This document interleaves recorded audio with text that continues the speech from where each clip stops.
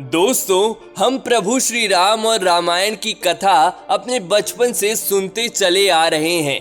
श्री राम रावण समेत हम उन सभी प्रसिद्ध चरित्रों और उन घटनाओं के बारे में जानते हैं जिनका जिक्र हमें ज्यादा सुनने को मिलता है। परंतु दोस्तों, रामायण में उन पात्रों ने भी बड़ी अहम भूमिका निभाई है जिनका वर्णन बहुत कम है, जैसे कुंभकर्ण। दोस्तों, हम सब ये जानते हैं कि रामायण में रावण ने कुंभकर्ण को श्री राम से लड़ने के लिए भेजा था और वो भी श्री राम के हाथों मारा गया था। परंतु दोस्तों, महर्षि वाल्मीकि द्वारा रचित वास्तविक रामायण में कुंभकर्ण का सिर्फ इतना छोटा वर्णन नहीं है। महर्षि वाल्मीकि ने रामायण में कुंभकर्ण के विषय में बहुत कुछ बताया है तथा उसकी गुफा का भी वर्णन किया है। कुंभकर्ण की गुफा कुंभकर्ण से भी ज्यादा मायावी और रहस्यमयी थी, जिसके बारे में जानकर अवश्य ही आप चकित हो उठेंगे। महर्षि वाल्मीकि ने रामायण में कुंभकर्ण की गुफा को बड़े ही अच्छे से और रोचक ढंग से वर्णन किया है। उन्होंने बताया है कि कुंभकर्ण की गुफा उसी के समान विकराल और विशाल थी, जो खासकर कुंभकर्ण के लिए ही बनाई गई थी। यही नहीं दोस्तों, आज हम आपको कुंभकर्ण और उसकी गुफा के विषय में वाल्मीकि रामायण के आधार पर पूरे तथ्यों के साथ बताएंगे, तो वीडियो को अंत तक जरूर देखिएगा।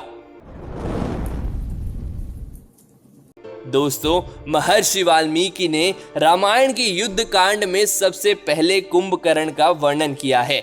यहाँ पहली बार रावण के मुख से कुंभकर्ण का नाम सुनने को मिलता है, जब रावण अपने राक्षस सैनिकों को कुंभकर्ण को नींद से उठाने का आदेश देता है। रावण अपने राक्षस सैनिकों को आदेश देते हुए कहता है कि इससे पहले कि वानर सैनिक नगर में घुस जाएं, उससे पहले ब्रह्मा जी के शाप से सो रहे कुंभकर्ण को उठाना होगा। वर्णित है कि रावण अभी ताजा राम जी से युद्ध हार कर आया था। श्री राम ने न सिर्फ रावण को बाणों से घायल कर दिया था, बल्कि उसके मुकुट और बाणों को तोड़कर उसके घोड़े और सारथी को भी मार दिया था। वाल्मीकि जी लिखते हैं कि इस हार के बाद रावण बहुत हताश हो गया था और उसने श्री राम को एक साधारण व्यक्ति समझना बंद कर दिया था। अतः उसने कुंभकर्ण को उठाने का आदेश दिया।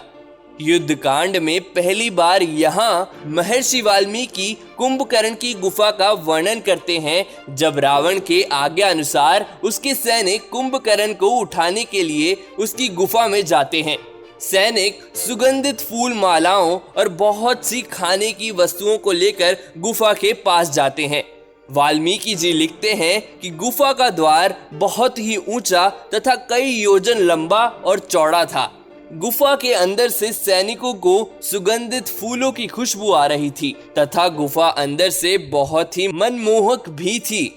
परंतु उस गुफा के अंदर सो रहा विशालकाय कुंभकर्ण इतने विकराल रूप से अपनी सांसें खींच और छोड़ रहा था, जिससे वो महाबली राक्षस सैनिक भी अच्छे से गुफा में घुस नहीं पा रहे थे। वे बड़ी मेहनत से गुफा के अंदर घुसे और उन्होंने उस गुफा का चमचमाता हुआ फर्श देखा, जो शुद्ध सोने का बना हुआ था। ये घटना बताती है कि वास्तव में उस समय लंका सोने की थी और वहां मौजूद हर वस्तु सोने की ही तरह थी। वाल्मीकि जी वर्णन करते हैं कि राक्षस सैनिक सोते हुए कुंभकर्ण को देखते हैं, जो किसी पड़े हुए पहाड़ की तरह लग रहा था। वह गहन निद्रा में लीन किसी सर्प की तरह फुंकारे छोड़ रहा था। उसकी नाक के दोनों छेद बड़े विशाल थे तथा उससे निकलने वाली सांसों से राक्षस बहुत ही परेशान हो रहे थे। राक्षसों ने उसे जगाने के लिए वहां विभिन्न जानवरों के मांसों का ढेर लगाया, वहां मदिरा रखी और उसके पूरे शरीर को चंदन से पोता। वाल्मीकि जी के अनुसार राक्षसों ने कुंभकर्ण को उठाने के लिए उसको सुगंधित पुष्पों की माला पहनाई, उसे सुगंधित द्रव्य सुंघाए गए तथा राक्षस वहां धूप जलाकर कुंभकर्ण की स्तुति करने लगे। कुंभकर्ण को उठाने के लिए राक्षस एक साथ चिल्लाने लगे, वे शंख भी बजाने लगे। जब कुंभकर्ण इतने सब के बाद भी नहीं उठा, तो राक्षसों ने वहां ढोल नगाड़े आदि बजाए, गर्जना की। कुंभकर्ण पर वार किया और इसके बावजूद भी कुंभकर्ण नहीं उठा। दोस्तों, वाल्मीकि जी बताते हैं कि कुंभकर्ण को उठाने के लिए राक्षसों ने घातक और नुकीले हथियारों का भी प्रयोग किया था, लेकिन इसके बावजूद भी कुंभकर्ण नहीं उठा। बाद में भूख लगने पर जम्हाई लेते हुए वो अपने आप उठा और वहां मौजूद जितनी भी खाने की सामग्री थी वो उसे खाने लगा। नींद में होने की वजह से उसकी आंखें पूरी तरह लाल थी। इसके बाद उसने राक्षसों के मुख से रावण की व्यथा सुनी और वह रावण के पास गया। तो दोस्तों, इस प्रकार राक्षसों ने कुंभकर्ण को उठाने के लिए बड़ी मुश्किलों का सामना करना पड़ा था। इस प्रकार महर्षि वाल्मीकि ने कुंभकर्ण और उसकी गुफा के बारे में युद्ध कांड में बड़े अच्छे तरीके से वर्णन किया है। दोस्तों, ऐसा माना जाता है कि कुंभकर्ण की जो विशालकाय गुफा थी वो आज भी श्रीलंका के किसी गुप्त पहाड़ी पर मौजूद है, जहां पहुंचना आज भी उतना ही मुश्किल है कि जितना तब था। तो दोस्तों, आपको हमारा ये वीडियो कैसा लगा हमें कमेंट करके जरूर बताइएगा तथा वीडियो को लाइक करके अपने दोस्तों के बीच शेयर जरूर कीजिएगा। और इसी तरह की हिंदू धर्म से जुड़ी कुछ गुप्त और रहस्यमयी बातों को जानने के लिए हमारे चैनल को सब्सक्राइब जरूर कीजिएगा।